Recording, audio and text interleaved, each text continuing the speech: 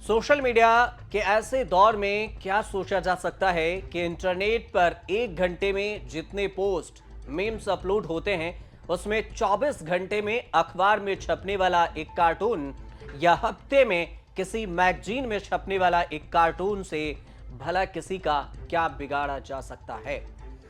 BJP ऐसा बिल्कुल नहीं सोचती। इंटरनेट वाले कंटेंट की तो 24 घंटे मॉनिटरिंग होती ही है। वीकली मैगजीन के एक एक कार्टून की भी मॉनिटरिंग होती है और ऐसे ही मॉनिटरिंग में पकड़ में एक कार्टून आया जिसे पीएम मोदी का मजाक उड़ाने वाला मानकर मैगजीन के वेबसाइट ही ब्लॉक कर दी गई। मामला इतना बड़ा हो गया कि तमिलनाडु में बड़ा हंगामा मच गया। तमिलनाडु के सीएम एमके स्टालिन और टीवी के नेता विजय को भी मैदान में उतरना पड़ गया। निशाने पर बीजेपी और तमिलनाडु बीजेपी अध्यक्ष के अन्नामलाई है। 15 फरवरी को तमिलनाडु डिजिटल मैगजीन वीकटन प्लस को बड़ी विकट स्थिति से गुजरना पड़ा। पीएम मोदी के अमेरिका दौरे और डोनाल्ड ट्रंप से मुलाकात को लेकर वीकटन ने एक कार्टून छाप दिया। कार्टून का रेफरेंस ये कि कैसे अवैध तरीके से अमेरिका में रह रहे 104 भारतीयों को हाथ पैर में हथकड़ी पहनाकर भारत भेजा गया। भारत से लेकर अमेरिका तक खूब हल्ला मचा और इसी घटना के बाद मोदी अमेरिका में ट्रंप से भी मिले। अब तंज कसते हुए वीकटन ने 10 फरवरी को कार्टून छाप दिया जिसमें ट्रंप के साथ बैठे ब्लू बंद गले का सूट पहने मोदी जंजीरों में जकड़े हुए। मोदी के हाथ पैर जंजीरों से बंधे दिखे। ट्रंप मोदी की ओर देखकर ऐसे हंस रहे हैं जैसे मजाक उड़ा रहे हो। मोदी को डरा हुआ बताया गया, सहमा हुआ दिखाया गया और इसी के बाद वीकटन ने शिकायत की कि उनकी वेबसाइट ब्लॉक कर दी गई है। वेबसाइट ब्लॉक हुआ 15 फरवरी को 2:43 के बाद और ठीक 2:43 में ही अन्नामलाई ने वीकटन के खिलाफ कई ट्वीट कर दिए और इसीलिए शक हुई अन्नामलाई की ओर भी जा रही है और शक की जो सुई है वह अन्नामलाई पर ही अटक जा रही है। आरोपों की पुष्टि तमिलनाडु बीजेपी अध्यक्ष के अन्नामलाई ने ही वीकटन पर आरोप लगाते हुए कर दी और अन्नामलाई ने शिकायती चिट्ठी सोशल मीडिया पर भी शेयर की और इसी के साथ वो कार्टून भी जिसको लेकर इतना ज्यादा हल्ला और बवाल मचा हुआ है। जो नहीं भी जानते थे उन तक भी अन्नामलाई ने इस कार्टून की जानकारी पहुंचा दिया। मोदी का कथित तौर पर मजाक उड़ाने वाला कार्टून सोशल मीडिया पर भी शेयर हो गई। अन्नामलाई ने आरोप लगाया कि वीकटन डीएमके के इशारे पर माउथपीस की तरह काम कर रहा है और पीएम के खिलाफ बेसलेस और ऑफेंसिव कंटेंट चला रहे हैं।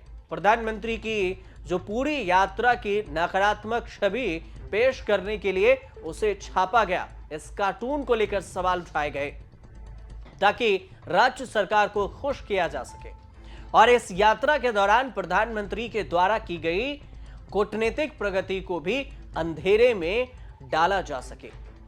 अन्नामलाई ने प्रेस कॉन्फ्रेंस की। उन्होंने प्रेस काउंसिल और मोदी सरकार के सूचना प्रसारण मंत्री एल मुरुगन को टैग करते हुए एक्शन की मांग कर दी।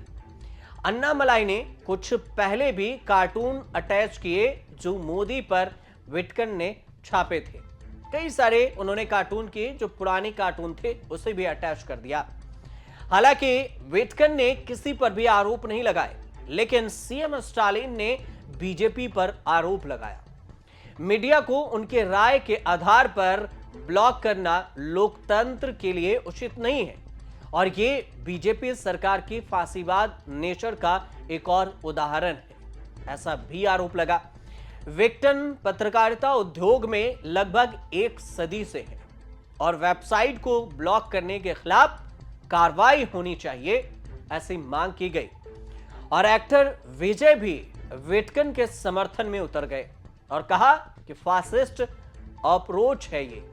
ऐसे मामले कोर्ट से सुलझाए जा सकते हैं। इसीलिए मीडिया की आजादी का गला घोटा नहीं जाना चाहिए।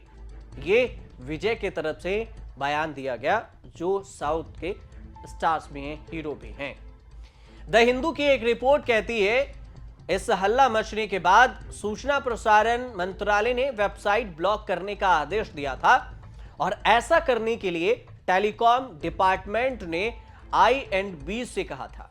रिपोर्ट के मुताबिक यह भी बात सामने आई कि 3 ही लोगों को इस बारे में जानकारी थी। फ्रंटलाइन मैगजीन ने उस कार्टूनिस्ट जो हासिफ खान ने से बातचीत की। अब हासिफ खान से बातचीत हुई तो जिन्होंने यह बताया कि विक्टन मैगजीन से मोदी का कार्टून बनाया गया था। हासिफ खान ने यह भी कहा था कि उन्होंने तो सिर्फ यह बताने के लिए कार्टून बनाया कि कैसे भारतीयों को अमेरिका से भेजा गया है, हाथ और पैर में जंजीर बंधे हैं, और सिर्फ यह दर्शाने के लिए उन्होंने यह कार्टून बना दिया। ब्लॉक करने के बारे में पहले या आगे कोई जानकारी सरकारी एजेंसी ने विक्टन को नहीं दी और अभी तक मिस्ट्री बनी हुई है कि वेबसाइट ब्लॉक कैसे हुआ। लेकिन विक्टन का कार्टून हिट हो चुका है, जमकर शेयर किया जा रहा है। विक्टन ने कार्टून को लेकर न ही माफी मांगी और न ही खेद जताया, जबकि उल्टा अगर देखें तो बल्कि डंके की चोट पर कहा कि करीब 1 सदी से विक्टन अभिव्यक्ति के स्वतंत्रता के पक्ष में मजबूती से खड़ा हुआ है और हमने हमेशा अभिव्यक्ति की स्वतंत्रता को बनाए रखने के सिद्धांत के साथ काम किया है और इसी के साथ हम आगे भी करते रहेंगे और ऐसा ही करते रहेंगे। सबसे बड़ी बात यह भी हो गई कि एक तो कार्टून छापा, ऊपर से माफी भी नहीं मांगी। सरकार ने वेबसाइट ब्लॉक किया या नहीं किया, यह भी एक मिस्ट्री बनी हुई है और इस पर राजनीति भी तेज हो रही है। एक तरफ के अन्नामलाई तो दूसरी तरफ विजय है। दोनों तरफ से इसको लेकर, अभिव्यक्ति की आजादी को लेकर सवाल उठाए जा रहे हैं। अब आगे क्या कुछ होगा, क्या इस विक्टन मैगजीन के जो वेबसाइट है उसे हटाया जाएगा ब्लॉक से, या फिर इस पर कोई कार्रवाई होगी, या क्या कुछ होगा, ये मामला शांत होगा या फिर नहीं, ये आने वाला वक्त में ही पता चलेगा। फिलहाल आप देखते रहिए न्यूज़ तक।